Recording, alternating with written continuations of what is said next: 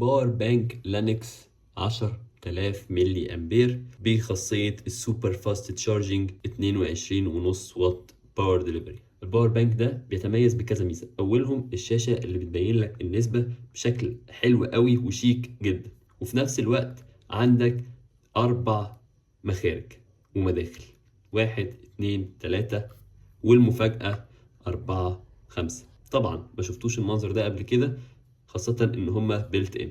تعالوا نشوف الحاجات العادية. اول حاجة اليو اس بي تايب اي، وده المخرج الاساسي بتاع الشاحن اللي بيوصل لحد 22.5 واط.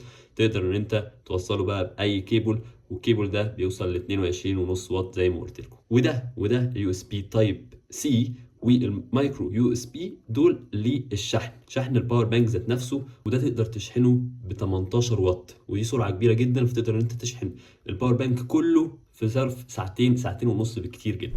اما بقى من ورا فهتكون المفاجاه ان عندك سلكين شحن يو اس بي تايب سي ولايتنينج كيبل.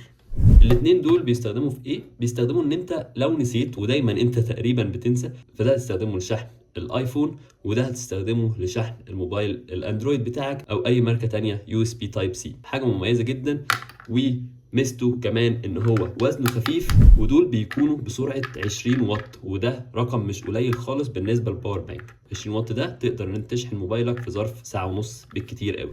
تقدروا ان انتوا تشتروه من شوب نمبر 99 ببرومو كود عشان تحصلوا على خصم كويس جدا، سواء عن طريق الفيسبوك بيج او الويب سايت بتاعهم او الواتساب، او ممكن تروح له المحل لو انت غاوي فرهضه. بس كده، سلام.